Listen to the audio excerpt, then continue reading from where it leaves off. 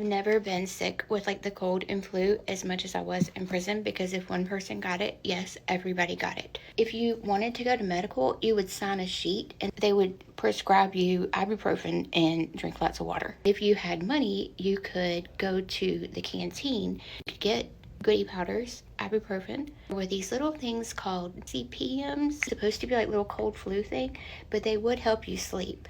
So we had like a little trick. We would take our little plastic coffee cup and we would put a tea bag in there, steep the tea bag, had like 2 cough drops at the bottom and like melt them, and then we would add like wheat and low.